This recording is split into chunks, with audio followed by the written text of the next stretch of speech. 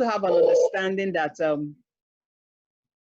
online safety is very key because children are exposed to sexual abuse, predators, and so many other vices online. And so today we'll be learning and from experts and people who are passionate about child protection, particularly children's safety online, in our webinar today. We have two seasoned facilitators, and I will want to take my time to introduce to us Mrs. Mofoluke Omoworare and Ms. Olamide Odeneye today. And we'll be starting first of all with Ms. Mofoluke. I want to indulge and I want to ask that please all participants mute their microphones so that we don't have noise in the background in the course of the seminar today. And if you have questions, please send them by private chat to the host. And at the end of each session, our facilitators will attend and I will ensure that they answer our questions at the right time. This will help us to manage our time effectively, as well as ensure that we don't have repeated questions that are being repeated twice, maybe written in different forms. And so please, I want to say all participants, please let's make sure our microphones are muted so that we'll reduce the noise in the background. I want to introduce our first speaker, and she is already in the house. And so I'll be sharing with you her profile currently. Right now, her profile is coming up, and Mrs. Mofoluke Omoworare, she's a graduate of sociology and anthropology from Ovie Brume Foundation. She holds a master's degree in health management from Benue State University. She's also an expert in community participation in health as it relates to children and women. She seeks to promote elimination of all forms of abuse against children and women as a very important, significant order in enhancing development of children. Her competencies are in the area of child protection, case management, ending violence against women and children, health system strengthening, policy adaptation and development, organizational capacity development, research and survey, program management, information management system, and a promotion of community participation. In the last 25 years, she has worked as a key consultant in UNICEF, Save the Children Nigeria, Option Consultants UK and Society for Family Health, Action Aid International, British Council, CRS, VSO, Nigerian Journalists Against Aid, and Life Vanguard. And she has done all of this both at community level, state level, and even at the national level. And she has also worked with funders such as USAID, DFID, and the World Bank. And I can tell you that she brings with her a wealth of experience, and we'll be learning a lot from her today. And one good thing is that she, while working as a consultant with UNICEF, she's also a coordinator of Spotlight Initiative, which is targeted at ending violence against women and girls. And she leads the process of child protection case management system through capacity building training and policy management. Mrs. Mofoluke is married with children, and she'll be sharing with us today her wealth of experience in child protection, particularly child safety online. Mrs. Mofoluke, you have the floor. Please, let's welcome our facilitator. Thank you all. Good afternoon, everyone. I'm so happy to be here. And Adeola already introduced me. I'm always excited when I want to talk about children, especially when I want to motivate and mobilize adults and significant others to protect our children. We cannot lie. We are in a very dangerous time as it relates to child protection. Now that children are always online, the predators also are always online. They are looking for how to get the children. I have my slides, and I will be sharing my slide.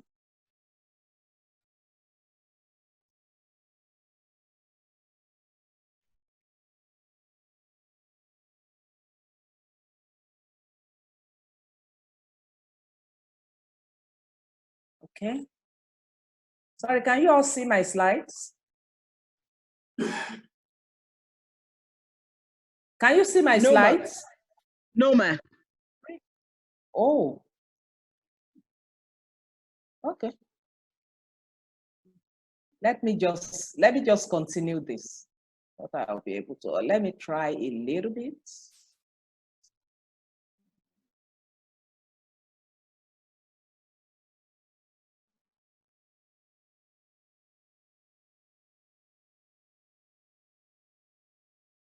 Okay, let me just go on. Now, what does child online safety mean? It is the act of protecting children below the age of 18 years who engage in personal development using various online mediums. Children who engage in personal development using various online mediums. It seeks to protect the identity and personal information of the child from unsolicited adults. What are we saying here? When we say child online safety, when we say child, we are talking about the boys and the girls that are below the ages of 18. They are not yet adults. They are not yet full-fledged adults. And so we cannot leave them as to whatever they are doing in the area of, on the internet. Child online safety seeks to protect the identity and personal information of the child from unsolicited adults.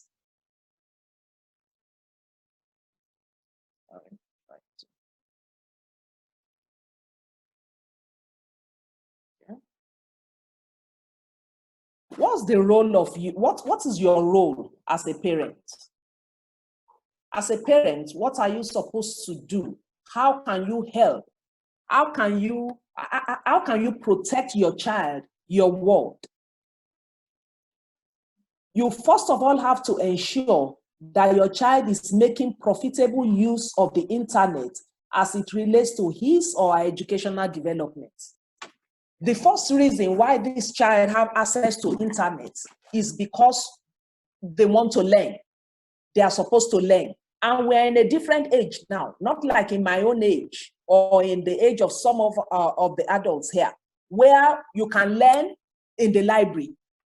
Now everything is on the internet. So you cannot prevent your child from going on the internet. So you have to guide the child to use the internet to learn, to develop themselves. And again, I would say, your role as a parent is that your child is not accessing age-inappropriate sites and is not exposed to any form of abuse or harassment. This is what you are supposed to do as a parent. We will get to the different points as I move on. In the process of achieving the first two above, protecting your child, ensuring that your child learn what he or she is supposed to learn on the internet, you as a parent, you should ensure also, you should guide against infringing on the rights of the child. Unfortunately, we live in an environment where the issue of child's rights is just gaining momentum. People really don't understand. Around here, some parents even think that a child does not have a right. You are my child, I gave birth to you, so I can do whatever I like to you. It's not that way. We've gotten to a point where we need to ensure that we are protecting the child.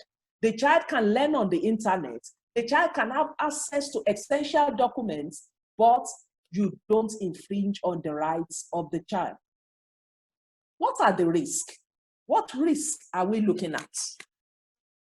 When we say infringing on the rights of the child, you want to help the child, but it doesn't mean that you say, don't sit there, don't stand up, don't do this, don't go to this side. No. By the time you are doing that, you sort of become like a bully. You saw the child will fear you. And you know, child protection, proper child development is not taking place if your child fears you. Your child is supposed to respect you. When your child respects you, your child respects your opinion. Now we move on. What is this risk that we have on the internet? Number one, we can talk about the content. You and I know that there are so many rubbish on the internet. The good things, the bad things. There are so many funny things. Everybody just dump your thoughts, your writings, whether it is approved by everybody just dumps it on the internet. So the internet is sort of like a junk space. So when you get on the internet, when your child gets on the internet, your child should be able to separate the good from the bad. I mean, what is good for me? What have I come here to learn? What is going to benefit me? Then the second one, after content, is conduct. You need to guide against how your child conducts himself or herself while surfing the internet. You need to guide against how your child conducts himself or herself while surfing the internet. You see, you cannot leave the place of peer pressure. Sometimes peer influence can make some children do funny things on the internet. Some children can even post as adults on the internet, trying to get information that they're not supposed to have access to. But if you do your work as a parent, as we will see in later slides, you will discover that you will help your child. Then the third thing is contact. Who does your child have contact with? Who does your child have contact with on the internet? Adults sometimes take advantage of seeing children to engage them in wrong messaging. This includes targeting them through the chat rooms. There's something we call grooming in child protection. There's something we call grooming. Quite a number of adults, I mean the pedophiles, they are online seeking children to groom. What is this grooming? Trying to talk to them, cajole them, persuade them, let's meet here. Oh, this is good for you. Don't mind what mommy has said. Don't mind what daddy said. If you try this, they are there. You will be shocked. It's called grooming. They groom them. They meet them every day. And before you know it, they would have invaded their psyche. They would have invaded their psyche in such a way that the child begins to believe them. This is how you get adults meeting with children and doing all sorts of funny things with them. Hello? Now, mute microphones. Thank you. Okay, thank you. Thank you. Now, we're going to the meat of the matter. What is the problem? Where exactly does the problem lie? Where exactly does the problem lie? I've told you, one of the biggest of the problem is that pedophiles are on the prowl. So don't think that everybody that have access to internet wants to come and learn economics or mathematics or English or whatever. There are pedophiles whose aim is to come and lure young, innocent minds, pollute their minds, buy them over, and corrupt them, unfortunately. Then another problem is, usually, and I want parents to get this very well, usually, between the ages of 15 and 18, it's not their fault. It's not their fault. It's just part of growing up. Between the ages of 15 and 18, they think, these children, they think, I'm big now. And I put big in quotes. I'm big. I can go to school by myself. I can do anything by myself. I can surf the internet. I can talk to anybody. So the mindset of I am big can put them into trouble if we don't guide them. You know, sometimes you would agree with me, the parents that are listening to me. Sometimes when they are 17, they begin to call themselves 18. They add one. I have a child like that. She's always adding one to the age. One. And then when I look at her, no, you're not 18, you're 17. Then she will smile. Why? Because they're in a hurry to grow. They're in a hurry to grow. They're in a hurry to do what adults are doing. At this point, they need all the guardians, the positive guardians they can get so that they don't go astray. This thinking that I am big is part of growing up. Parents should stop seeing it as negative. It shows your child is growing up. Then, the third point, where the problem is, some parents seem not to know or refuse to separate child protection from violation of rights. I've told you. In this culture, in our culture, around here, in Africa, a mother will tell you, I'm your mother. I can tell you what to do. We've all been there, and we all do it, and we have, but over time, we have learned that this may not work. Because even though you are the mother of that child, you are an individual, the child is an individual. The emotional makeup, the psychological makeup, the physical makeup, everything is different, and the child cannot be you. You cannot be the child. We need to get that one clear. It will help us a lot. Then we move on. Now, as a parent, as a father, as a mother, as a significant other, how should I protect my child? Or what should I do to protect my child? Now, I will put this in the light of the context in which we live. And when I'm speaking, I will be speaking to our own context here. Now, the first thing you should do as a mother, have regular friendly discussion with your child on internet safety, social networking, and who to interact with for what purpose. Let them understand. You don't just pick a child one day and begin to tell them, don't go to this site, don't go to that site, only face your studies, only go for mathematics, only go for economics. It won't work. Because she doesn't even understand why you are telling her not to go to that funny site. Because all the friends, probably all the friends around have told her that they visited that site. So as far as that girl is concerned, mommy doesn't want me to have my fun. And if I'm not having fun, if she will not allow me to have fun, I'm going to stop talking to her. So at this point, you need to be the friend of your son or your daughter. The mother, you need to be the friend of either of them, whether you have a son or you have a mother or you have a daughter. Now, when you have become their friend, you need to understand, you need to let them understand the dangers that lies on the internet. You need to let them know. And you need to let them know why they shouldn't visit one site or the other. You don't give them orders. Most of the things I'm sharing here, I'm sharing it as a professional in child protection, but I'm also sharing it from experience.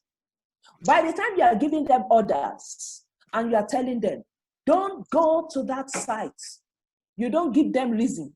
The next time they lay their hands on the system, they are going to that site. That place that you told them not to go, that's where they are going. So you need to let them understand why.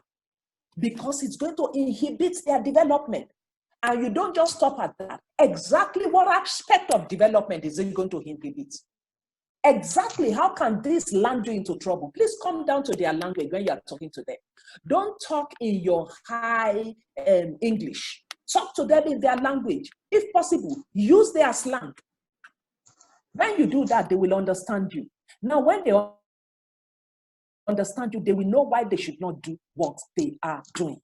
Yes. Now, what should I do again as a parent? Specifically, have discussion on cyberbullying.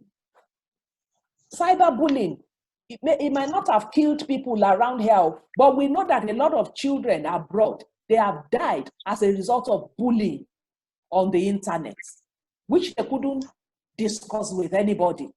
No counselor, nobody counsels them. So you see, some children will commit suicide. They do it over there. So we need to engage our wards and children and let them be our friends. Then, sometimes you may need to put restrictions on your child's devices. I mean restrictions. If the child is very young, you need to restrict the sites. There's a way you do these things. If you don't know how to do it, you can talk to the experts, the IT experts. They will help you to put restrictions. But the most important thing that I need to tell you, you need to be their friend. Then, another thing is this. You need to get adequate knowledge about being familiar with online needs of children. Internet sites that they use, get familiar with it. Don't, you yourself as a parent, don't be a stranger to the internet. God so good. Most parents now, you cannot do your work without the internet. So we are all on the internet together. But don't limit yourself to the sites where you go. Go explore their own sites too. See what is happening there so that you can use it to engage them in discussion, counsel, and advise them. Now, the next point I want to talk about, we need to be extremely careful so it doesn't look as if we are infringing on the child's rights. We need to continually monitor the child's activities by creating dedicated room of study. And let me explain this. Sometimes this dedicated room for study, like you have a 15-year-old that needs to do an exam. You cannot put that 15-year-old, because now they are doing online exams. Some schools are doing online exam now. So you can't put that 15-year-old in the sitting room where everybody is. Number one. Then number two, when he or she finishes that exam, you cannot control what he continues to do on the internet, either on the phone or on the laptop. So what do? You monitor. How do you monitor? It's not as if you go to him all the time. Let me see. Which site are you now? No. Just do it unofficially. For instance, if you're going to have the child seated in a room, let the laptop face outside. Let the laptop face the door. If you understand what I'm saying, the laptop should face the door so that when you are passing by, you will just be looking. Once in a while, you will look. Once in a while, you will look. The child might not even know that you are looking at what he or she is doing, but you are monitoring. That's one way. Then, ensure that the only search engine, there are search engines. Google is a search engine.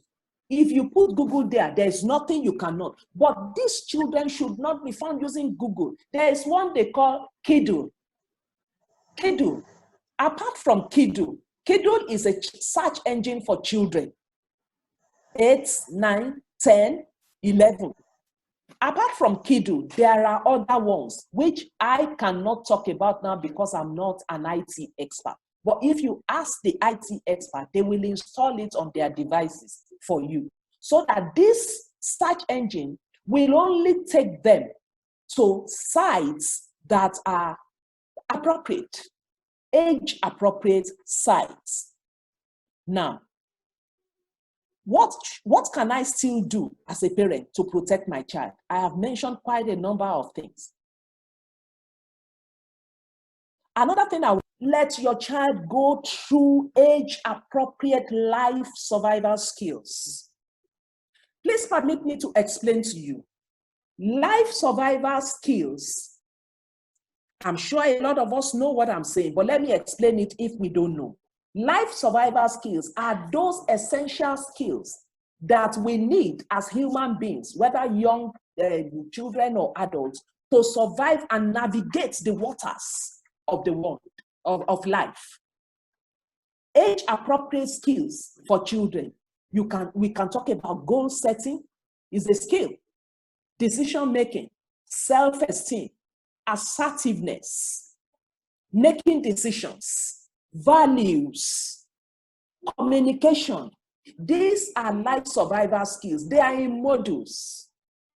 You need to ensure that you allow your child to go through this module. Organizations do this training now and then for children, especially when they are on holidays. Even in the school, sometimes they do it through the peer education approach. Let this child be trained on assertiveness. A child that understood self-esteem, goal setting, values, and has been taught how to assert himself or herself, you are not likely to come online and say some rubbish to that child, and the child will not question who you are, where you're coming from, and why are you saying this to me. But if the child is not exposed, if the child does not even know, if it is a timid child, a child that has not developed his or her self-esteem, she doesn't even know her values, She doesn't even understand what goal and goal setting is. Anything you tell that child, she will take and she will run with it because she does not have the required skill. Then we move on. What should I tell my child about internet use and social networking?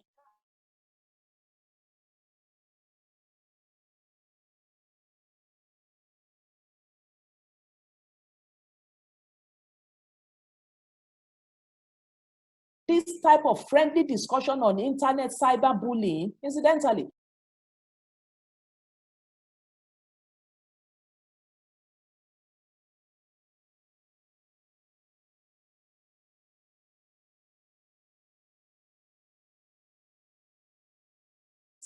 be their friend. Be their friend.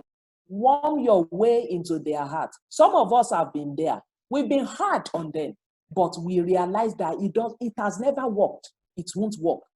But you need to tell them the truth. Then not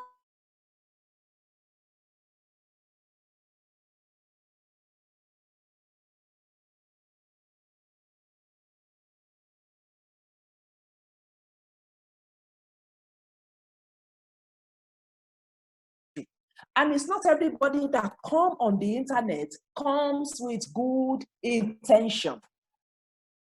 Then discuss child abuse with your child. Let your child understand what is child abuse. You know why I'm saying this? Because some of us adults, and they are hearing me, I'm so glad that people have come on this webinar. Adults of my age or a little bit younger than me,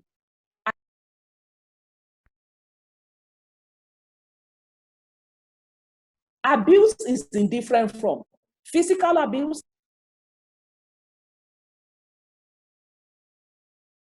emotionally, psychologically. Unfortunately, some of us, we never saw what was happening to us as abuse.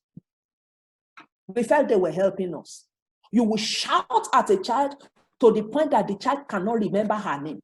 And you said, they are training me. They are not training you. It's abuse. It's abuse. You shout at a child. The child can no longer face a stranger and look the stranger in the eyes and say what I feel. You have a child that is now looking down. What is your name? He's looking down. They have emotionally traumatized that child. So your child, you need to talk to your child about abuse. Let him or her understand abuse and how we can help. For a lot of child, abuse happen on the internet and social networking. Mind you, children also abuse themselves. When we are talking abuse, we are not limiting it to adults alone. Children, abuse go on between children. If emotionally, physically, sexually, they abuse themselves. So parents need to be on the lookout and to help. I've listed ways where we can help. Now, you need to also tell your child, only chat online with people you know and trust. When you see a stranger online, don't talk to the person. Your teacher might come online because you are doing online lessons. So your teacher may come online, talk to you, fine.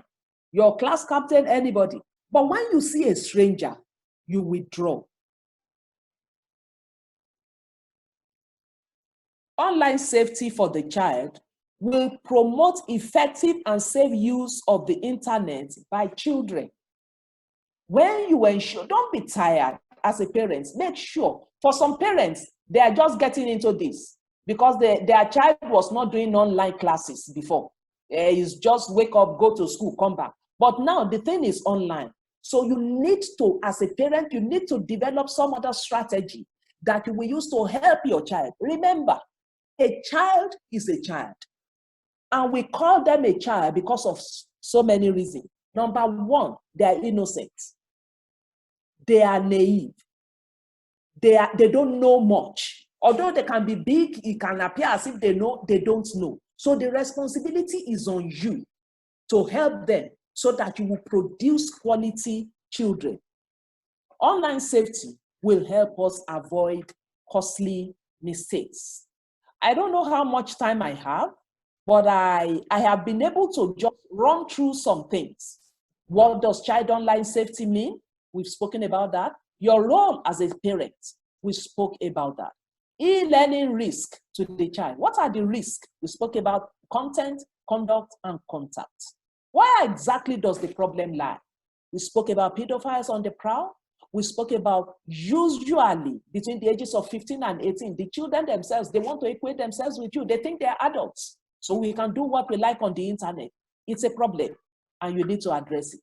Some parents seem not to know where their right as a parent stop and where the child's rights start.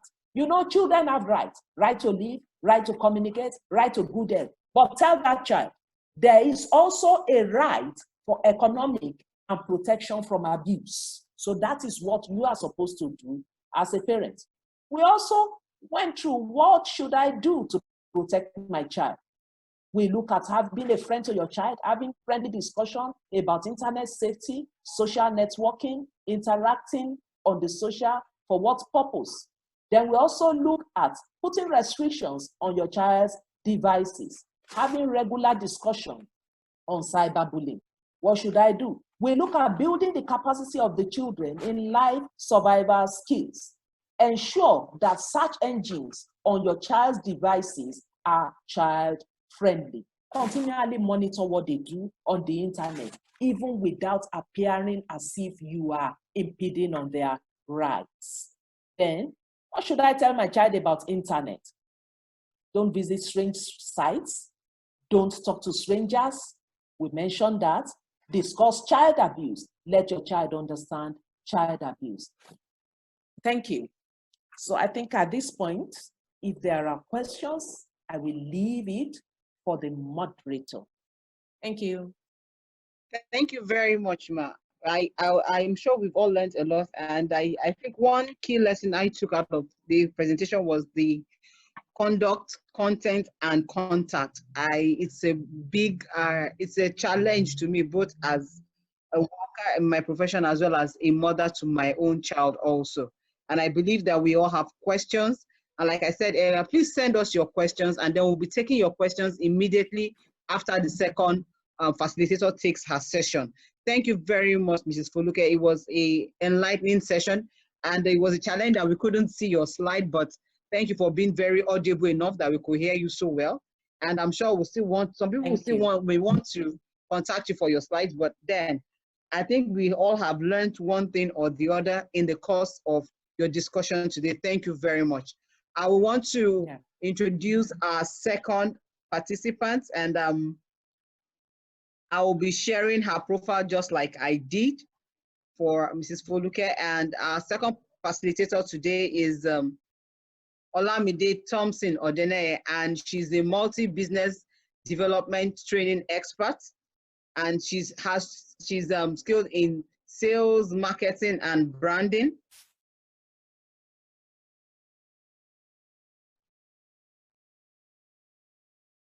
I'm trying to make it large so that everyone can see. Please 1 minute.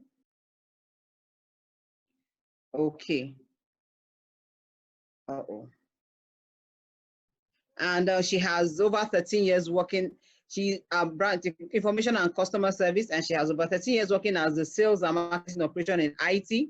She holds a diploma in computer science and business and BSc in statistics from University of Ilorin and a PGD in management from the Lagos State University, among other IT certification that she has.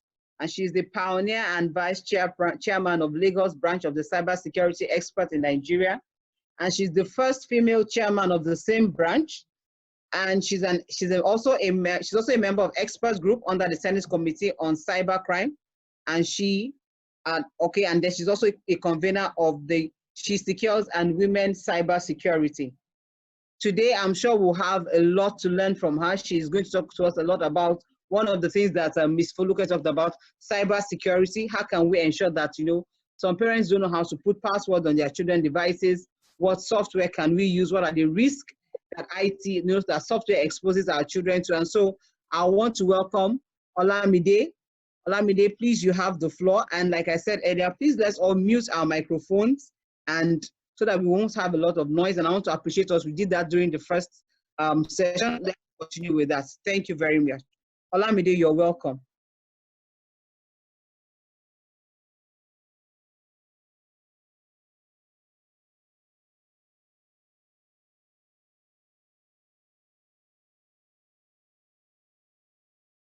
Olamide?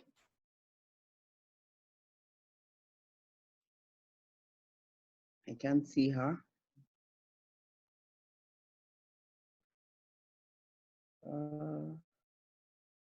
Is she online?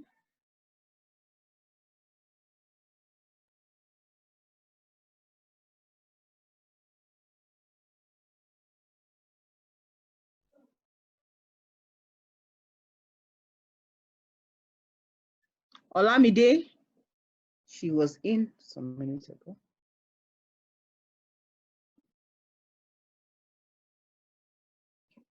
Okay, so I think we lost her some few minutes ago. So while we wait for her to join us, Mrs. Mofoluke, can you hear me, ma? Mrs. Mofoluke? I can hear you. Yeah. While we wait for Olamide to join us back, I want to take some of the questions we have.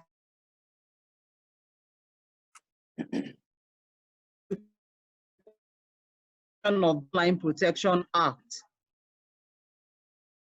Sorry, can I hear you again? I didn't hear that question. Okay, the question says, what are NGOs in Nigeria doing to ensure the implementation of the Child Online Protection Act? Okay. For me, I believe it's the work of the NGOs. I might not really be able to tell you what they are doing because the child's rights is in different aspects. For the Online Protection Act, and I know that NGO mobilizes a lot of their members to ensure that things that will promote child protection in the state and in the country is being put in place. So I believe they are engaging in a lot of advocacy work to governments and to people in power to ensure that this is put in place. But maybe by the time Olamide comes, she will be in a position to better explain where we are with that. Thank you. Okay. Thank you very much, Ma. Someone's asked, another person's question is, how do we change the mindset of our children on the belief that the internet, there's a popular belief that the internet is the final result for all questions. Says, how do we change the mindset of our children in regards to that? We will continue to, you as a parent, will continue to counsel them. You will continue to talk to them. I told you the other time that we need to first let them know that the internet is also full of rubbish. The internet is also full of rubbish. So many people write papers, they have authored papers and documents that were not approved by any formal body, and they dump it on the internet. And when these children want to do assignments, they just go there, they just speak it, and they copy what that person has said, not knowing that the person wrote it inside the four corners of his sitting room. Nobody has reviewed it. So many unreviewed work on the internet. We need to let our children know that. Because you see, this lazy method of studying, the internet has not helped us. The internet has not helped us. You give a child an assignment, and the next thing he goes through on the internet, he types the exact question that the teacher gave to him on the internet, and he's looking for somebody that have answered that question before, so that I will copy and change my name and write my exam number. So it's a problem. But we need to let them know that if you want to come out sound as a professional in your area, you need to put in a lot of effort and enough of copying and pasting. Sometimes you even copy rubbish. And then when you copy rubbish, you cannot defend what you have copied. And no wonder some people write projects that they cannot defend. And some people leave school, and to defend the certificate they got is becoming a very serious issue. So we need to talk to our parents. The teachers also need to help us to let them know that the internet is not the final place. Thank you. Thank you very much, Ma. I will just want to take one more question before we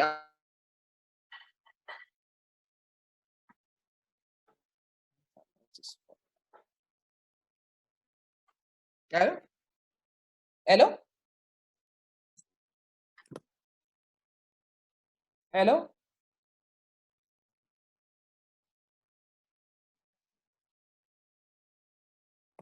Hello?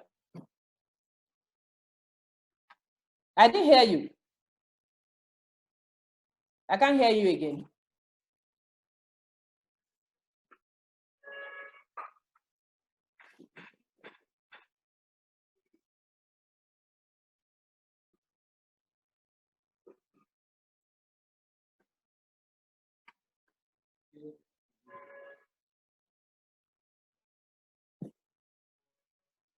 Hmm?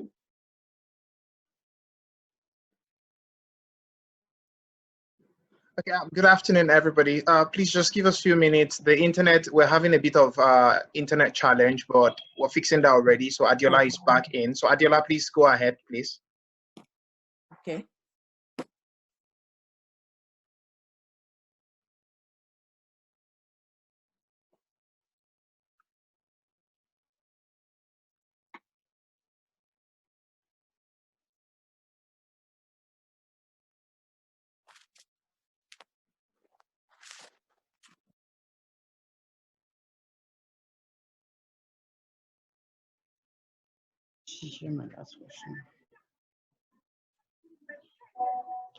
Hello, ma'am. Hi. Yes. Sorry, I'm here. I think my internet went off a bit. I was asking, how do parents and guardians deal with the issue of social celebrity that that do social media influencing, propagating ideas and views that are not morally right for young people? Okay. Are you talking about music or any aspect at all? Hello. Hi. This internet is serious. Hello. Hello, ma. I was saying whether entertainment in terms of music, drama, okay. marketing, whatever. Okay. So this the what do you call them now? The celebrities. It is the role of the celebrities. The celebrities. For me, we have a long way to go, and the earlier we start with these children, the better. Now, we are in a world where everybody has suddenly turned to a celebrity overnight. So, if I pick my microphone today and I write something in my house and I turn it to a song, and I go to the radio station tomorrow and I can pay somebody to air my song, and I stand there and I sing and they promote me, tomorrow morning I have become a celebrity, whether you like it or not. So now we need to know who is a celebrity. So that, because when you call somebody a celebrity, my dear parents, when you call somebody a celebrity, you cannot stop a child from copying what that person is doing. When you call somebody a celebrity, what does it mean to be a celebrity? To be a celebrity means you have paid your dues. You have paid your dues. You have done what no other person or very few people has done in that field. You have navigated the waters. You have stepped on the crocodile. You have climbed the mountains. You got there. You passed hurdles. You got there. A lot of these people we call celebrity, they didn't climb any mountain. They did not climb any mountain. And they just got there. And we are calling them celebrity. So first of all, let your children understand what is a celebrity. So when you identify who a celebrity is, you can now then tell them, if this person does this, then you can copy, because he or she has gone through tested waters. But first of all, we need to tell our children, it's not everybody that is a celebrity. They seem not to understand who a celebrity is again. It's a shame. It's a shame. Celebrity not even knowing of celebrity. They just call because somebody came out and can wear one rubbish, then they say the person is a celebrity. So we need to let them know who a celebrity is. By the time you make them understand who a celebrity is, they will decide who to copy and who not to copy. Thank you. Thank you.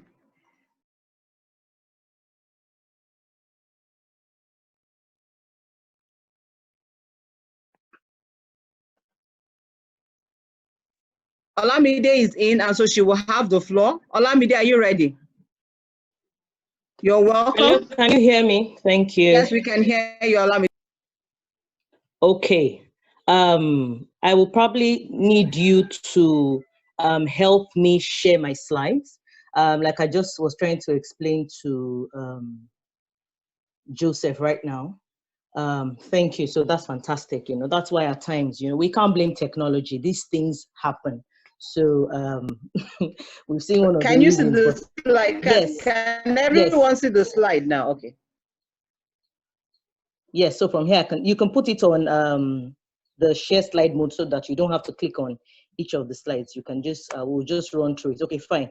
So welcome everybody. My name is Olamide Odeneye. My profile has already been shared, and it's so exciting when we have these opportunities to get to talk to people, not just parents now, because I'm sure some of us are educators and some of us are trusted adults. We'll get to that later, that definition of a trusted adult later. But like Adiola also said, I have learned a whole lot, you know. Forums like this, you know, also help us to improve on the knowledge that we have. The day we stop to learn is the day we actually die. So it's very good that, you know, we come together and explore and look at other options, you know, of having to help our children get better online. The pandemic now has thrown a lot of parents into a teaching role. So a lot of things that you never used to do before, right now, you have to start to do it. And I'm happy that the first speaker already broke down a few things as regards that, the role of parents and all of that. So I'm very happy that has already been done. So quickly, we're just going to jump into it. What is cyber safety? Cyber safety actually starts at home. Cyber safety starts at home. That is what we push and that is what we preach. So cyber safety, we also call it internet safety. You can also call it e-safety. You can call it online safety. It's just trying to be safe on the internet and the knowledge of maximizing that's your own safety and security risk to the private information and property associated with using the internet. It's a self-protection, self-protecting yourself from crime or from computer crime in general. So anything that has to do with an internet-enabled gadget, anything. So it's not just a computer now, a smartphone, iPad, you know, tabs, anything like that, yes. So anything that you can connect to the internet. So that's what cyber safety is. Adiola, I'll need you to help me with the slides. I'm trying to get back on my system, but before we do that, so why is it important? It's very important because, okay, well, in simple words, cyber safety, keeping information safe and secure, personal information safe and secure. Everything about you, everything about what you do, everything about what your children do is keeping your information safe and secure. It's also about being responsible and respectful online. It's also about being responsible and respectful online. It also includes using good netiquette. So just like you have etiquette, proper behavior when you're offline, netiquette is proper behavior when you are online. That's what netiquette is. So that is all the things that encompass cyber safety. We can go to the next slide.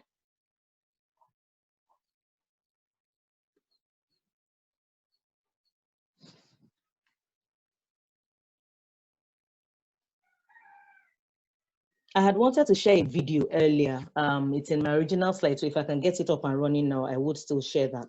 A video of showing you an experience. You know, I'm happy the first speaker mentioned a few things, and she said, really, things happen in Nigeria. Unfortunately, we don't have enough data to support, but things are happening in Nigeria. You're getting children who are being groomed online. You're getting children who are being exposed to predators on a regular basis. You're getting children who are being cyberbullied online.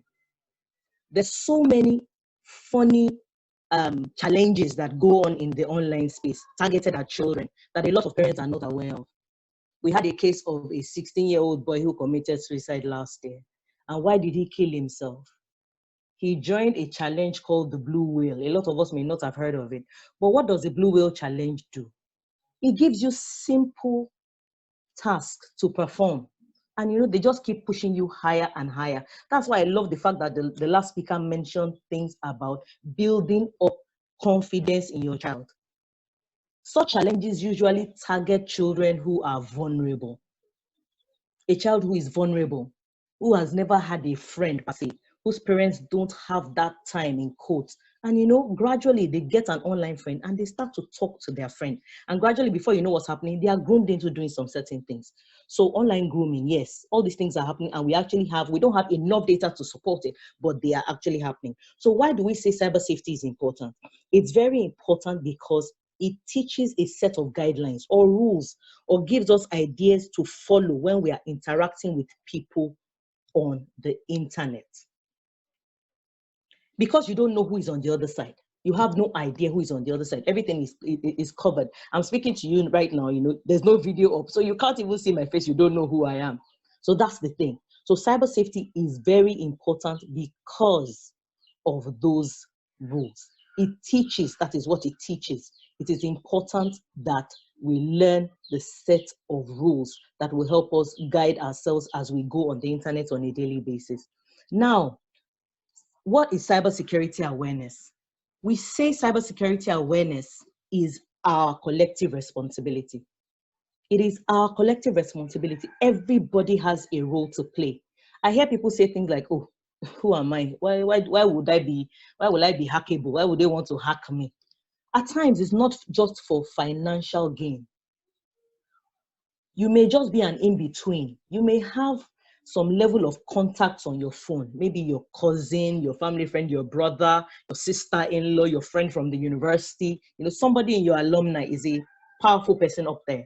And you know, they just need to get to you, get to your phone, and then get to the person. So cybersecurity awareness is our collective responsibility. Everybody has a role to play. According to the Cybersecurity Intelligence Index, you will be shocked that 95% of all security incidents involve human error. That means the human being is the weakest link. As much as we are the weakest link, I'm also happy to tell you that we, the humans, are the strongest link also. The idea is to quickly give us the awareness and the level of education that is necessary to build us up into the human firewall. So cybersecurity awareness is not just about knowledge. It's not just about you knowing, okay, I know what risk, I know what to do and things like that. You also have to do it. When you become cyber aware, that means you understand what the threats are and you can take the right steps to prevent them. That is when we can say, oh, I'm cyber aware. You understand the threats and then you can take the right steps to prevent them. So like I said, with cybersecurity awareness is our collective responsibility. Very important. You know and you do. You know and you do. So let's share some general tips. This is what we share. Parents, adults alike. These are just general tips that will help us guide ourselves as we go on the internet daily. Keep your personal information professional and limited. Very important. Keep your personal information professional and limited. What we would even say is this: keep your personal information as limited as possible. Don't keep sharing unsolicited information. A lot of us do that. It's very easy to kidnap an average Nigerian. All it takes is 24 hours on their Facebook profile because you've shared everything. Your full name, your date of birth, everything is there. You just bought a car, you're taking pictures in front of your house, you're putting pictures of your car with the full plate number there. You're providing unsolicited information. Nobody has asked for that information. So we provide too much information. So let's try and limit our personal information, the information that we put out there. Let's try as much as possible to limit it. Let's keep it professional and let's keep it limited. Keep all your privacy settings on. For all the social media applications that we use, they all have privacy settings. They all have privacy settings. And these privacy settings, they keep getting updated. They keep getting updated. Facebook, for instance, there's a privacy setting that says, oh, I only want my friends to have access to what I post. I only want my family members to have access to the pictures that I put online. All these are privacy settings that are available. So please, let's take time to go and start to review privacy settings. A lot of us have been on social media apps for so long, and we have no idea that all this is available. So please, let's check privacy settings, let's keep them on, and let's ensure that we're using them. Let's practice safe browsing. There is no such thing in Koto as free Wi-Fi. A lot of us are Wi-Fi grabbers. Anywhere we go, we quickly search for free Wi-Fi. Please, somebody may just have set up that Wi-Fi just to steal your information. Do you know it is easy to hijack the webcam of your laptop, hijack the camera of your smartphone, just because you've logged onto somebody else's Wi-Fi? And then they can watch every single thing you do. Every single keystroke you're putting on when you're typing on your keyboard, they can view it. So imagine somebody is sitting somewhere and has access to that just because you decided to use their free Wi-Fi. And then you decide to do a financial transaction online. Not only have they seen your username, they've also seen your password. That is how easy it is to steal money from your account. Whenever we can get two-factor authentication, please let us use it. A lot of Facebook, a lot of WhatsApp groups have, recently, people hijack, they steal people's information, they come on board and tell you fictitious things about doubling money and things like that.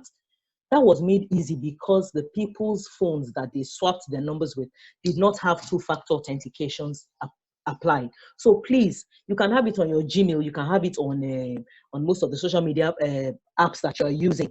Enable it, which means if you want to log into Facebook, for instance, from an unregistered device, it will send a code to your phone and ask you to input that phone before it will allow you to log into your profile. So please enable two-factor authentication where possible. Make sure your internet connection is safe. I've talked about that. There's no such thing as free Wi-Fi. Also, under practicing safe browsing, please ensure that you look at the browser. HTTPS, very important. HTTPS, or simple, just look for the padlock. Just look for the padlock. If it's a locked padlock, yeah, fine. We can be sure that that site is secure. Be careful what you download. Be very careful what you download. There are a lot of Trojans, malware that have been embedded, even simple backdoors. When I say a backdoor, that means if you download something now, somebody somewhere who has implanted that backdoor on that movie that you've downloaded or that song that you've downloaded. Easily, when you're away from your phone or your deck or your laptop, can easily run through all your files. You will just go browsing, searching until they find something that they can use. So please, let's be careful what we download. Choose very strong passwords. It's very important. We cannot stress this. Depending on the industry that you're in, some industries will advocate that you change your password at least every 90 days. Some will even say 30 days. We have some people that will even advocate for 2 weeks, every 14 days, depending on the industry that you're in. So please, strong passwords, very important. The use of strong passwords. We will say use alphanumerics. That's a combination of alphabet, numbers, and special characters. Alphabet, numbers, and special characters. But now what we even push more for is the use of passphrases. So instead of a simple password like your name, you can use a passphrase like the fat cat sat, things like that. So let's also look at that. That's also very important. Strong passwords. Then again, let's look at, and the rule again, if you can't share your toothbrush, please don't share your passwords. If you cannot share your toothbrush, please don't share your passwords. Make online purchases from secure sites. Don't let anybody come and bamboozle you. They send you an email saying, oh, 50% off from so thing, go to our link, please. You've never heard of the site before. Make online purchases from secure sites. Always check, even if it's a name that, when you're typing, it comes up as a suggestion, type it in yourself. I will use Konga as an example. Do www.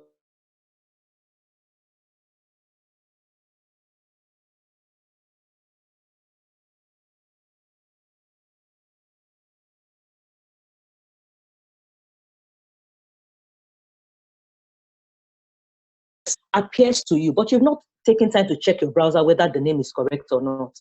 And then every single thing you impute, you want to pay online, you want to this, you want to that. You know, somebody is sitting down just smiling because they know that, you know, they are harvesting something. Another thing, be careful what you post. The internet never forgets.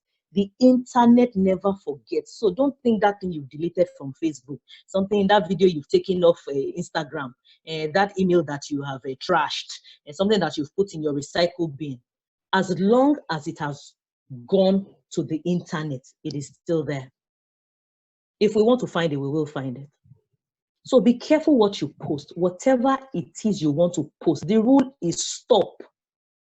Think before you connect. Very important. Be careful what you post.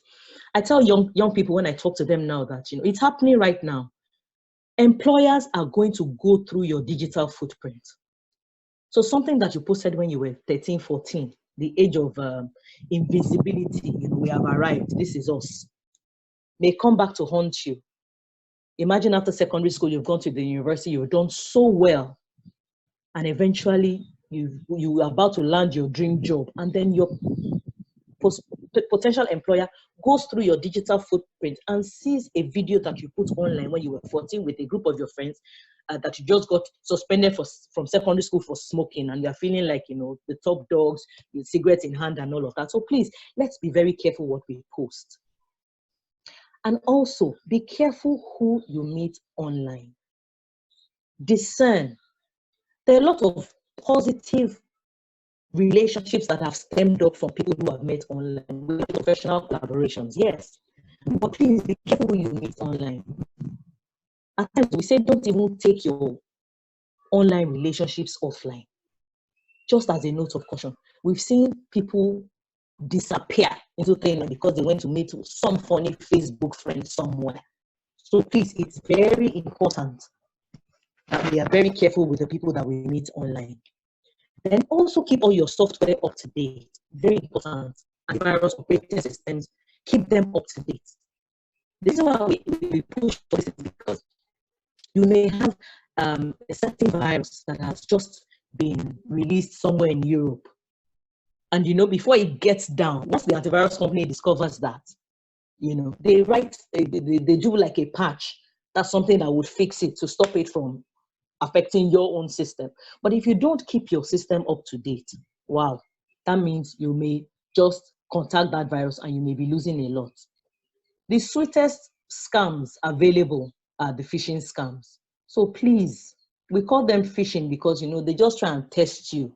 They send you one funny email, oh, I'm a prince, my money has been trapped, my parents died, and the prime minister doesn't want to give us money, but if you give me your account, we can send all the money to you, and we will share it 70-30, you know, funny things like that. So please, think before you click. It's just a link. Don't get hooked by it. Think before you click. Report any suspicious email. A lot of mails come from supposedly your bank. You can always go a step further and report such suspicious emails to your bank. When in doubt, please just delete. When in doubt, please delete. Now, we just move along to online safety as relates with our children. Now, because you cannot wait till somebody bans cars before teaching your children to cross the road, it is very important that you teach them the skills that they need to cross safely despite the risk. So we tell parents, technology has come to stay. I'm happy the first speaker also emphasized this. We cannot ban technology. Technology has come to stay. So as parents, educators, trusted adults, you need to begin quickly to teach your children how to remain safe online. Now, what are some of the risks that children face online? Some of them include online grooming, cyberbullying, sexting, oversharing, online sexual harassment, identity theft, inappropriate content, malware, and online predators. These are just some of the risks that children face when they get on the internet. So the most important thing is to equip them with the necessary skills to be able to discern, oh no, this person wants to cyberbully me, but I'm not going to take this, you know. So I'm going to shut my system down and I'm going to go talk to an adult. They need to be able to know when we face these risks. So it's very important that we begin quickly to teach them what they need to know. Now, one of the things that we advocate for parents to do is to ensure that they put parental controls in place. Now, what are parental controls? They are just features that may be included in, you know, digital television services, just like we have with the DSTV, GoTV, you know, things like that. Computer and video games, mobile devices, you know, we have parental controls that come with most of our smartphones now. And then software that allows a parent to restrict the access of content, you know, to their children. Yes, parental controls are a great way to be proactive. So these are some of the things that we can quickly do now, you know, be proactive about your child's online safety and the activities that they do online. Now, some of the possible things that parental controls can do include filtering and blocking. This helps to limit access to specific websites, words, or images. So you would have set it up. Anything that has to do with the word sex, websites won't open. It won't even show them anything. It will block. Any image that has to do with that will never come up. It can also block outgoing content. This can help, you know, to ensure that your child is not oversharing personal information online or through emails. It can also limit the time that you want them to be online. So for instance, now, you know, we're having a lot of online schooling. Maybe school starts at 10, it finishes at about 1. You can extend and say, okay, let me give them 1 more hour to finish homework and do some research and all of that. So you can set up a control that says, okay, fine, they are only allowed to be on the internet from 10 to 2. And you determine the days of the week that you want them to do that. Anytime outside the time that you have set up, internet cuts off. The access to the internet goes off. And, you know, they can't do anything, because you have set that time. Now, you also have monitoring tools that are available that alert parents to what their children have done online that day. Even without blocking, emails will be sent to you saying, oh, Olamide visited XYZ site. This is what she did online. It gives the parents an idea of what the child is doing online. So you have tools that do that. But then again, I'm happy with what the speaker said earlier about the rights of a child to privacy. So we also need to be careful, you know, with this. Do we want the child to know? We don't want the child to know? You know, it depends on what the parent ends up wanting to do. But let's not forget, the child also has a right to privacy. Now, it also helps protection from malicious software. So this, you have enabled an antivirus protection on the laptop or on the smart device that your child is using.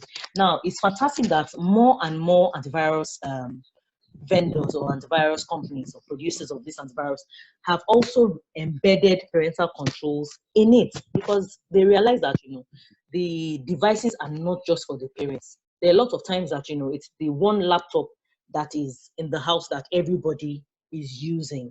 So that way, they've embedded some parental controls that you can use. We even have some of them that have gone ahead to even assist you with giving you additional protection that you can use, targeted solely for the children. An example is, you know, Kaspersky Safe Case that are written there. Yes, so parental controls can do a lot of things. But then, as a parent, you have to wonder if that's all it takes to protect your child. At times, parental controls give us a false sense of protection.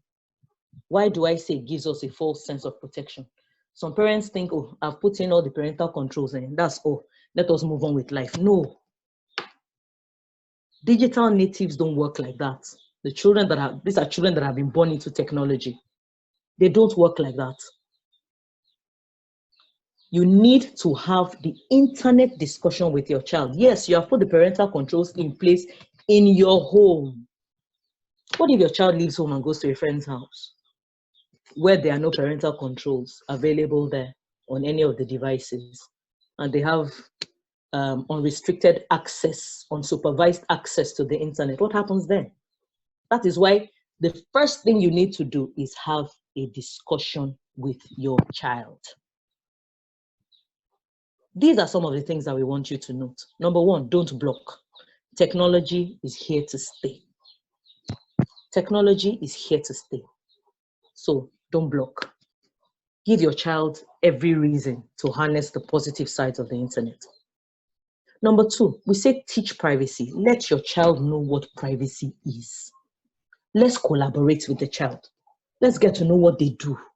Let's get to understand how these technologies work.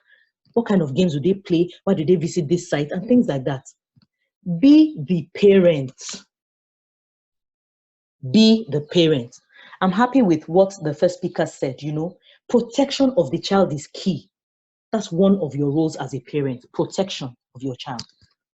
So be the parent. Set the rules. I don't want you on the internet, XYZ. Explain to them. Let them know. Learn. I've seen parents that just hand over the smartphone. Once they get into the house, take this phone, I beg you, don't go and play with it. Don't disturb me. You have absolutely no idea what they're doing. So learn. It's important. Learn. There's no age that knowledge stops. Then there are age limitations, please. I'm shocked to see 13-year-olds on Instagram. I'm shocked to see 10-year-olds on Instagram. And I'm wondering, there was a case of a 16-year-old girl that was kidnapped. She had just finished secondary school. Yeah, so, that's the age, the invincibility age, up to the university. We can do anything we like and all of that. And then she got an invite from her online friends, and then she left. This was shared on a platform that I'm a part of. And then they had to contact, the telecommunications, was working with police and all of that. And they were able to track and trace her phone. Eventually, she was kidnapped and they started to ask for ransom. So at certain times, they would put on the phone to talk to her parents. So they were able to track and trace. But the damage had already been done by the time they found her. Now, her parents were shocked and mortified at the kind of pictures that their daughter had put up online. So please, check age limitations. If a child doesn't have the right to be on a particular app because of their age, please don't allow them. There's nothing like freedom. Everybody is doing it. Everybody's child. No, everybody's child is not your child. Because a celebrity has opened an Instagram page for their 1-month-old baby, they are selling their brand. They keep their private life private. Most of the things that you see celebrities do online is the brand that they're selling, not the person, not their person, it's their brand. So we need to understand that. Communicate, be the trusted adult. Be the adult that any child can come to without fear of judgment. Be friends with your children. Let them be able to come to you with anything and everything. Let them talk to you. If you don't answer the questions, I assure you somebody else will. And I'm not sure whether those are the answers that you want your child to have. So please talk to your children. Now, 7 questions to help you start a conversation with your child about online safety. What apps or games are you using at the moment? Play the games with them. That way you will know whether, is this age appropriate? Is this game teaching too much violence? You have an idea, and you as the adult, you can discern. Which websites do you enjoy using and why? Let's sit down, let's look at them together. Oh, really? Oh, this is so interesting. Oh, wow. Learn. How does this game or application work? Can I play? Oh, by the way, sweetie, do you have any online friends? Oh, really? Oh, where did you meet them? Oh, can I talk to them? Have you told them about your mommy and your dad? I'd like to have a conversation with them sometime. You are the adult. You can discern. Children are easily trusting. Do you know what your personal information is? There are children that will give out everything. Their name, mommy's name, where their father works, everything. So teach them about personal information. Oh, do you know what your limits are? Oh, do you know that you're not supposed to visit this? And then you tell them the reasons why. You're not just supposed to be hitting your hand, shouting, banging your fist, I'm the adult here. It doesn't work like that with digital natives. Parenting a digital native is a totally different ballgame. It's not like the way we were brought up during our own time. It's totally different. We need to come down to their level. Speak what they speak. Speak the languages they speak. It's funny that I talk to teenagers and I'm saying things like, When you see a friend request from somebody you don't know on Facebook, Omo, Jakpa, they understand because those are their slangs. So you need to come down to their level. The dialogue between you and your child is the most important condition for e-safety. That is the most important condition. Cultivate an atmosphere of openness and acceptance. Children shouldn't feel that they are going to be judged by their parents. If they think you are going to judge them, they won't talk to you. They will go talk to their friends. But if you cultivate an atmosphere of openness and acceptance, hey, they will come to you, hey, mommy, how are you? And there's this boy in my class that I like. There's nothing wrong with that. It just shows that your female child is developing properly. There will be such relationships. That is when you need to now sit her down and give her the proper talk for her age. Oh, really? Okay. So what class is he in? How old is he? He's not, you have started, what nonsense? At your age? No, that's not how it is done. If you do that, then you have cut off that openness. They won't talk to you anymore. She'll go talk to her friends about it. And I tell you, the answers they will give them are not, I don't think they are the answers that you want your children to have. So please let them come to you with everything and anything. Come down to their level. When you get back from home, hey guys, what's up? How are you? How was school? So what happened today? Really? I tell people that I attend the parents teachers forum at my children's school just because I want to meet the parents my children are talking about. The parents of the children my kids are talking about. When they come home every day and they are mentioning some particular names, I note it down. When I go to the PTA forums, I meet their teachers and I'm like, oh, sorry, is Temiloluwa's mommy here? Okay, that's his dad. Oh, fantastic. Oh, good afternoon, sir. Oh, my name is so-so person. I'm so-so person's mom. Oh, Temiloluwa can't stop talking about yourself. It's same here. So I just said I should come and introduce myself. That is it. And then you watch for the reaction of the parents. Organize play dates. Let the children come to your house. Let them be free. And then that is how you start to build the relationships. You begin to know, oh, fine. And then once you have the discussion with your child becomes an ambassador. Your child becomes an ambassador. Even when they step out of the house, they are quick to tell them, oh, no. This movie is rated 18. We can't watch it. Or, no, this movie is PG. Parental guidance. Can we get mommy to come watch with us? Or, oh, this movie is age 15. No, we're just 10. We can't watch this. They become the ambassadors. And they don't stray from the path that you have put them on. We encourage parents to look at the SMART rules. These are the SMART rules. We encourage parents to look at the SMART rules. We encourage parents to look at the SMART rules. Quickly, S-M-A-R-T. Safe, meet, accept, reliable, and tell. These are the simplest way that you can pass across online safety tips to your children. So S is for safe. It says, be careful, don't give out personal information, such as your full name, your email, your school name, all of that to people that you're chatting with online. I tell children, a friend of a friend of a friend is still a stranger to you. So teach them what personal information is and tell them not to share. There are some games, yes, that they download, some applications that will require such things. But you tell them, no, you can always use a nickname. Coin the nicknames for them and all that. Let them use that instead. M is for meet. Please teach your children not to take online relationships offline. Get to talk to their online friends.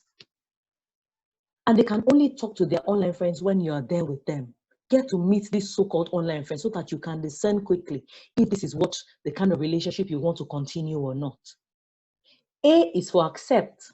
This also applies to adults. So accepting emails, private messages, opening files, pictures, links, and things like that from people you don't know. From people you don't know may lead to some nasty things. So please, we've said that. Accept only things from people that you know. Reliable. Is this information reliable? Is this information reliable? We're in the age of fake news. Like the last speaker said, not everything you find on the internet is true. So let's verify the information first before we start to spread it. A lot of us are very quick to we get this message, we forward it out on WhatsApp. No. ensure that the information that you're about to send is true.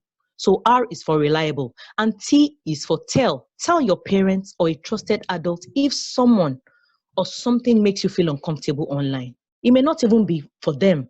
They may become advocates for their friends.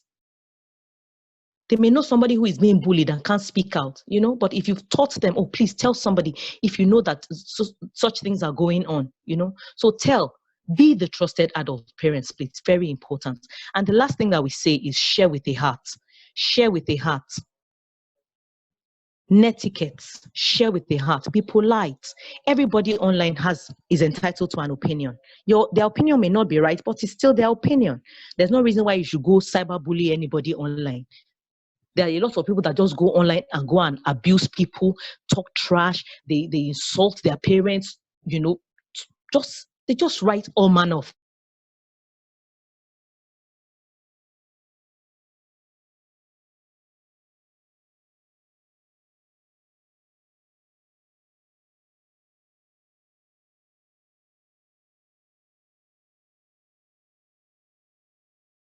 can't emphasize that. We can't overemphasize it. Please talk. Explore, get to learn, teach yourself. Explore the technologies. Know all the new latest apps that teenagers are using. Know this, know that. You need to learn. You need to explore. And then you also need to agree. Let's agree, oh, you can do this. Oh, no, I don't think this is age appropriate. You cannot do this. Things like that. And then let's learn to manage the situations. I'm happy the first speaker spoke about keeping the laptops at an eyes view where you can easily view what's going on. Some people will just put it in the children's room. The children go there, they lock the door. You are not bothered about. Please supervise. Supervision and monitoring are very important. So let's get to manage that aspect too. That's the most important. We need to work as a team. So quickly, I'll just recap some of the things that I've spoken about. I've told you that our children and teenagers are the digital natives. So therefore, we cannot deny them access to the internet. We need to continuously educate ourselves and our children about the dangers that exist online, how they can be safe and responsible when they are on the internet. It is also important for us as parents to do a risk assessment of the online platforms that our children use. Please, let's understand the technologies they are using and the way that personal information is used, collected, or even stored. Please, let us also enable applicable filters on their devices. Let them use kiddie search engines. There are a lot of them. I will share some of them in the chat later that they can use. We have to be very proactive. So let's keep educating them and let's monitor, let's supervise. As parents, let us pay attention. Your once bubbly child just becomes withdrawn. Let's find out what's going on. There may be so many things happening on the online space that you're not aware of. That's why we need to, have that open relationship with them. Also ensure that you do not reveal too much information about yourself and your children. Parents, we are guilty of this. You're always posting pictures of your children, pictures, videos. Imagine you're putting up a picture of your child, complete school uniform. You're mentioning their teacher's name. You are doing so much. Please. Your child is entitled to their privacy. Take permission from your children before you share their pictures, please. A picture or a video that you may think is funny now may haunt your child in another 20 years. So please, let's be very, very careful. Let's help our children to build and cultivate good internet habits. And by doing this, we may also turn them into ambassadors and they get to teach other children. So don't forget, adults, please don't share your passwords. Be sure that you are visiting only secure sites. Ensure that all the applications on your system are kept up to date, even on your mobile devices also. And please be wary of free Wi-Fi. Only sign in to known networks. And avoid shopping or doing financial transactions on public Wi-Fi. Very, very important. Be careful of phishing emails. Think before you click. Don't go and fall a victim. Thank you so very much. I hope that I have been able to do justice to the topic that we have shared today. Thank you, everybody. Thank you, Olamide. Thank you so much. We really learned a lot. At least one key thing, those of us that like our woof and Wi-Fi. Wi-Fi. We won't do that anymore. Thank you very, very much. So I have some questions here for you. And I want to say thank you to everyone for being attentive. Thank you so much all for muting our microphones. It's actually helped the process a lot better. There is a question. It says, can you recommend sites, apps, experts we can use to restrict our children access to harmful sites? Yes. I don't know the kind of antivirus that you are using on your system. A lot of the antivirus companies nowadays have a parental control feature. It's just sad that most parents don't use them. So check first if the antivirus that you're running on your system has parental controls. If they don't have, you can quickly download a free version of Kaspersky Safe Kids. It's available online for free. There's a free version of it, so you can get that quickly to install on your system, on their telephones, on their smart devices. You can do that. And now some of the search engines that you can use. The first speaker I know mentioned some. So you have the Kiddle. You can do that. You can do Kidtopia. There's kidsearch.com. There's Safe Search Kids. I've mentioned about 4 or 5 now, so you can check. Yeah. You can check for some of that, or easily just go to Google and type in safe search engines for children. It will give you a whole lot more outside these 5 that I've mentioned right now. All right, thank you very much. Now there's another question. It says, will one be at risk if you neglect suspicious mails without deleting? Well, no. You won't be at risk as long as you haven't clicked on anything. Don't click on the link. That's the important thing. And then you may need to verify the source of the email.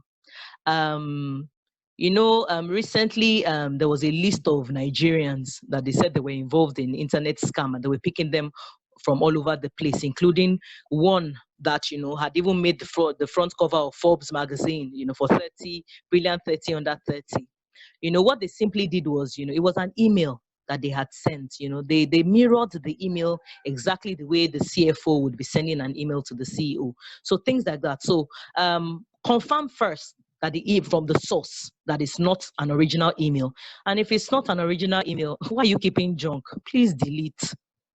Please, you're just taking up extra space on your drive. So please, you can delete as long as you verified the sender. Verify the sender first, and then you can delete if it's not it's from a reliable source. Okay. It says some of the children know more about their devices than we, their parents. May we know how to circumvent some of these safety strategies we want to deploy? How do we approach it?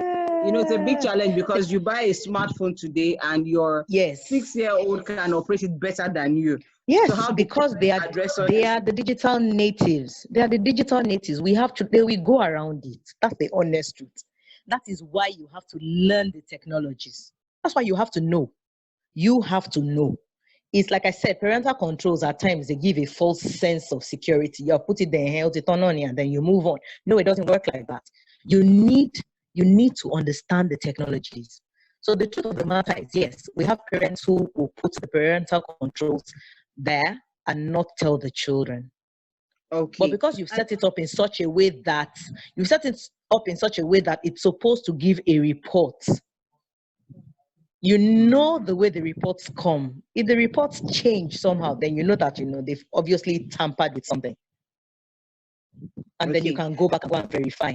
My 10-year-old, for instance, they do a lot of online classes. They do WhatsApp. They use Microsoft Teams and things like that. But what do? At the end of the day, we're like, oh, can I have your phone, please? I just want to confirm if your data is fine and things are going on well. And then I go through it myself. I look at the chats. I do all of that. Even if if as adults, if you delete your chats in between, you can always know that this conversation did not progress the way this progression is not the way it's supposed to be. So go through it stylishly, get to, but like I said, the role of talking with your child is very important. Okay. If they know that they are not going to be judged in any way, yes, they won't go around the things that you've put in place. Okay. I just have one more question. I have a question that I want to address to yourself and Mrs. Foluke, but Mrs. Foluke was asked this question, but she said you'll be able to speak better too. She says, what are NGOs doing in Nigeria doing to ensure implementation of the Child Online Protection Act? She gave us some answers, but she wanted you to add more. So I want to use the opportunity to ask you, what do you think NGOs in Nigeria are doing to ensure that the Child Online Protection Act is being implemented? Good question. We are going to the table. We are talking. We are having conversations around it. That's what we're doing. We're having conversations around it. And I'm happy that, even bodies like NCC and all of that are coming to realize that, before, when they used to talk about online protection and things like that, the children were never a catchment. They were never a target market. Children, what kind of danger could they be exposed to? But I'm happy that, the talks are ongoing. There's a lot of additional information being given, because NGOs are the ones on ground. They're the ones that interact with the children. They're the ones that know what's going on. And we're also talking to other countries that have been able to successfully pass these laws. For instance, in Kenya, they are running that. And even on the internet, if this is a family internet, for instance, if it's a family that has subscribed to this to a particular internet service provider, there are filtration tools that have actually been put in place right from the top. So a lot of things cannot get to the child. We're also advocating for things like adverts, simple adverts. Can we please push some certain adverts to after the children have gone to bed, and they don't come to us with the questions because they don't get to view them? So we're talking, we're dialoguing, we're talking, we're pushing as best as we can to ensure that we get this up and running in Nigeria. Okay, so one more question, Olamide. Says, how do I give my teenagers parental control on Instagram and Facebook? You mentioned Instagram and Facebook in the course of your presentation, and I know that a lot of young, particularly teenagers, have access to Instagram and Facebook. So I guess parents are asking, how do I put in place parental control on Instagram and Facebook? Oh, well, it depends on the age of your child. Like I said, I do not advocate children below the age of 16 to be on social media applications. And if at the age of 16, they will be going online or joining such applications, then you as a parent must have had the internet talk with them. I do not agree that children should not share their passwords with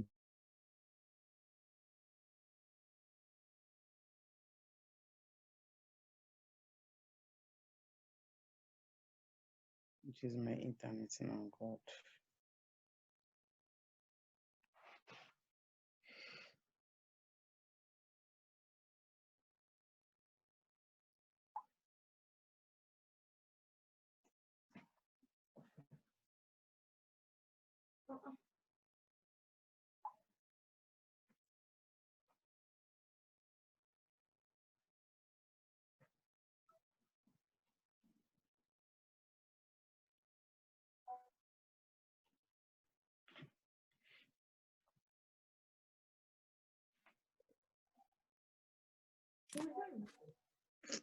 I'm finding me.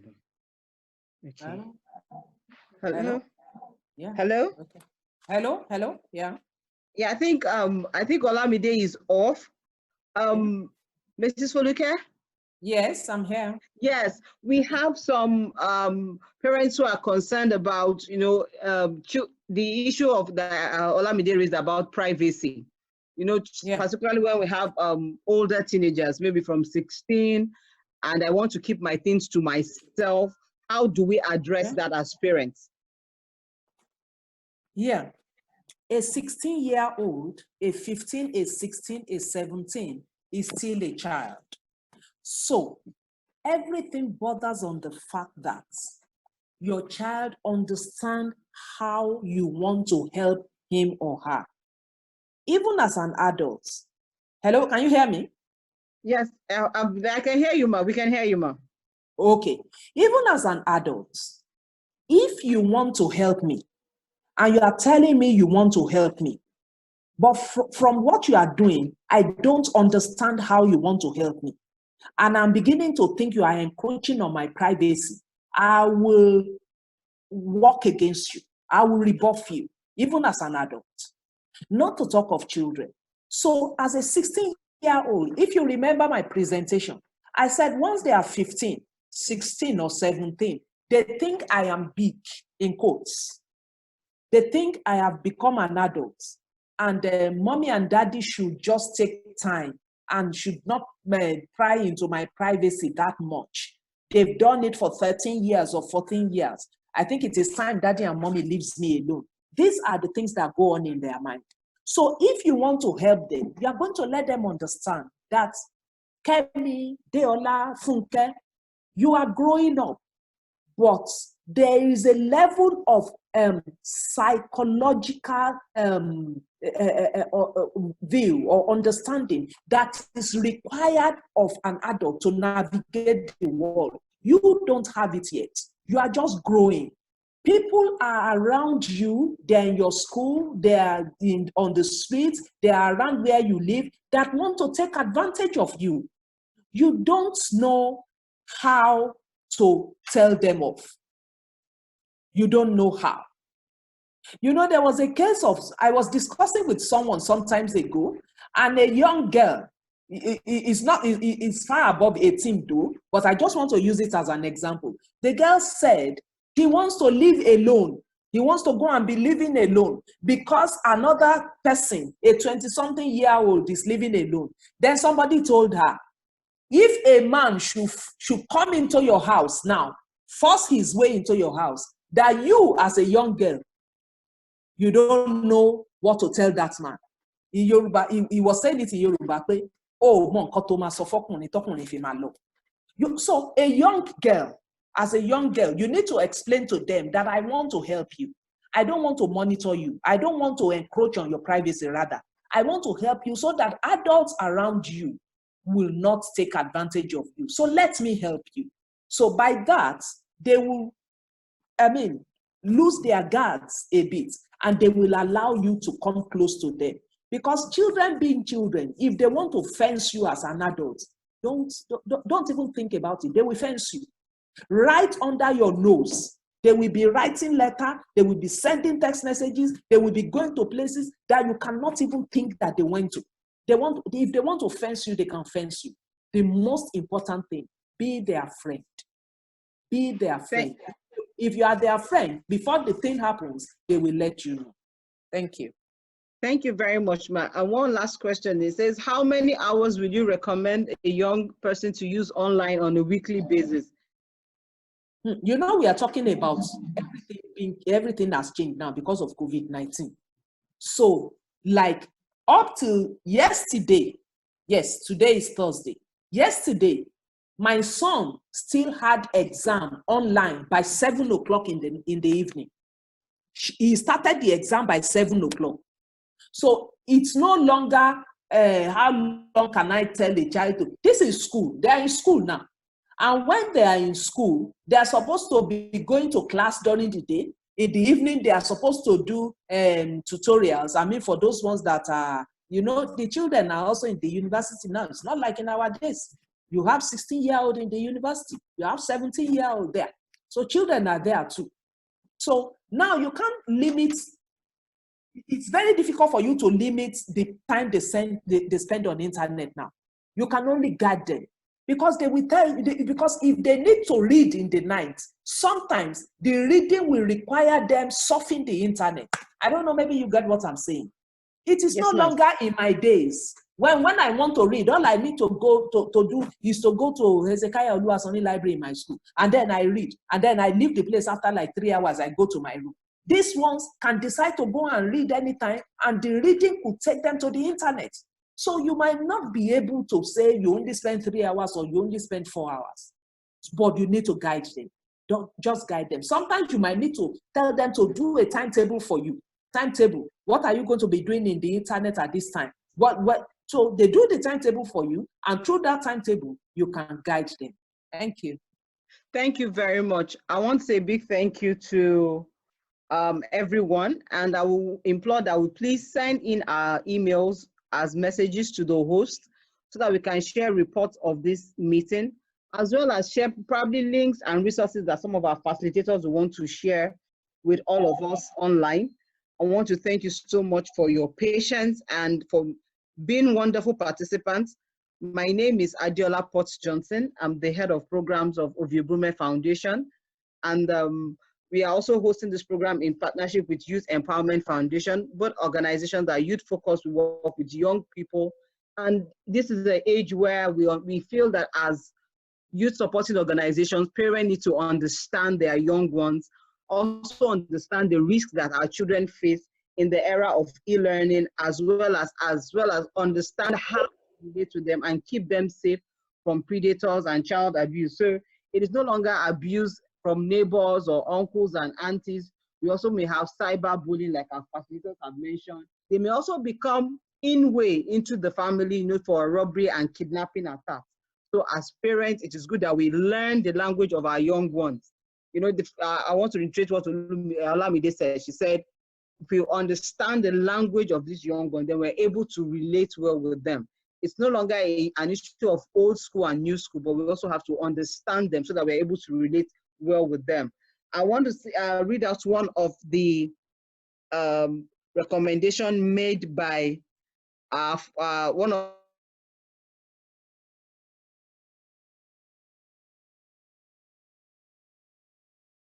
and this is alongside the antivirus.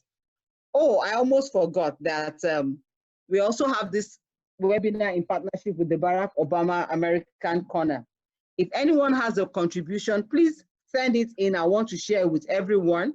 If you can't share it currently, I also want to share it via your email when we send you the report. Please do not forget to drop your emails, because that is the only way we can reach you. That's the only way we can reach you to send you the report. And if you have anything to say, please, you can unmute your microphone and everyone will be listening. Thank you. Do we have any addition or raise each questions that have not been addressed by either of the facilitators? Please, we'll give room for 2 persons so that we can bring this to an end. Hello, thank you very much. Hello, everyone. My name is Chidima.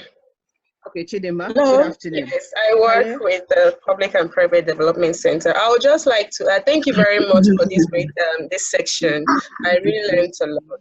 But I just want to add on to about the digital on the digital ground rules. Yes, you can set digital ground rules for your kids, but the most important thing is, how do you actually be 100% in charge of how they utilize their devices and go online? So like I said, I typed earlier, downloading parental control apps. There are a lot of them out there. Some of them are actually free.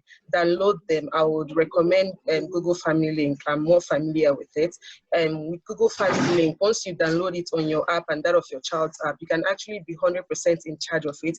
You will set the screen time, how long you want them to use their device. You'll also be able to filter out a whole lot of things. You will be able to flag content. You'll be able to set and determine the number of hours they spend on any of their favorite app. So the parental app is very, very important if you really, really want to be in charge, and if you really, really want to be in control of your child online activity, including how they use their device. If it's bedtime, you set it. Once you set it, it blocks them off. They won't be able to use that device or go online. And also, I would like to touch on YouTube. For kids that are below 13 years, I would advise that they use YouTube Kids. There you find content that are approved by parents, and you can also view their histories. And then for older children that like going on YouTube, all you need to do is actually to go and turn on the safe search. Once you turn on the safe search, it tells filter out any mature content. So that is my contribution. Thank you.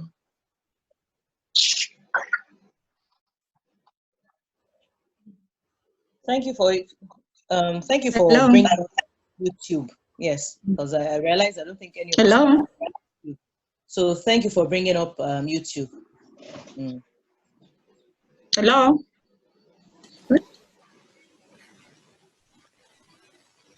Hello. Hello, we can hear you. Hi, we can hear you. Yeah, good afternoon. Okay. Good afternoon, everyone.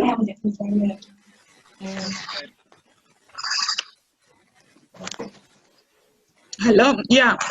Please, I have a concern on this internet safety net because within our area, within my context here, most of us, our children are in boarding school. The issue we are having is that most of the teachers normally ask them to have internet access, which is difficult for some of the students to afford internet access throughout the lectures, or for them to download their assignment or to download information from the internet.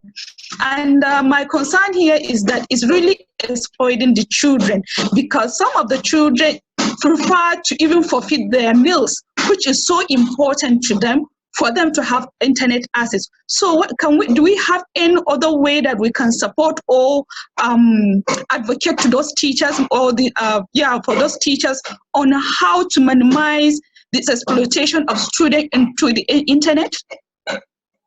Hello? Hello? I can hear you, ma. Yeah. Okay, so I will ask Olamide, who is responding to your question right away, ma. So thank you. Okay.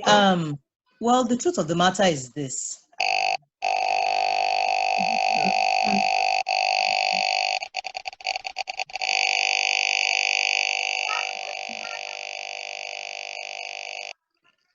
Hello, can you hear me? Hello? Olamide, yes. All right. Okay. I think the OPC should be more of a limitation on the number of assignments that require the children to go online. The truth of the matter is, like we said, technology is here to stay. And there are a lot of positives if we give children the ability to be able to go online. But like, I agree with you, you can't be giving children assignments that require that they spend hours upon hours upon hours on the internet. You should push to talk to the teachers to say, you know what, yes, fantastic. We like the fact that the children are bringing back so much work, but can we limit the assignments that need to take them online? Can we have a limit to that? That's what I would say. Truth of the matter is, we cannot block children from technology. If they do research, they learn more. And knowledge is power. So as a concerned parent, you can push that to the school authority. But if, they still keep giving them homework that they need to bring back home, that is when you come in as the trusted adult. Have the internet safety discussion with your child. Try to stay with them when they do the assignments. Encourage them, on the positive use of the internet. That is what I think, your role as a parent should be, if you've gone a step further to talk to the school. That's how I would address that. All right, Olamide, thank you very much. I know we'll have some other questions, but like I said, please make sure you drop your email address, and then we'll be able to address any other question that the facilitator may not address in the question we have to round up right now. Once again, I want to say thank you very much, everyone, for being part of today's meeting. Thank you all for your contributions. Thank you for your questions. Thank you for being wonderful participants. We hope to share more. create more webinars where we can share ideas and learn new things. And I also hope that we'll have more time and more idea. I hope we've taken ideas home that we're going to use to ensure that our children, our nephews, our cousins, our nieces, even our neighbors' children will be kept safe online. On behalf of the board and management of the Ovie Brume Foundation, Youth Empowerment Foundation, and the Barack Obama Corner, I want to say thank you, thank you, thank you very much. Do have a wonderful evening. God bless us all. Adeola, sorry, before we go, it was something that you said right now that, you know, I'd really like to end with this. There's an African proverb that says, it takes a village to raise a child. It takes a village to raise a child. You know, it was your end, you know, your last statement, you know, that made me remember this. So please, it's not just about your children. It's about every single child that you come across. So let's keep passing on the message. Let's keep passing on the message, one child at a time. I'm sure that we can achieve greatness. Thank you very much. Thank you very much, Olamide, for that. Every child is important. Please, let's leave no child behind. Because like you said, the person your child interacts with will also have some sort of influence on your own children. So let's ensure that every child everywhere are kept safe, and that will automatically guarantee that our own children will also be kept safe. Thank you very much, and do have a good evening.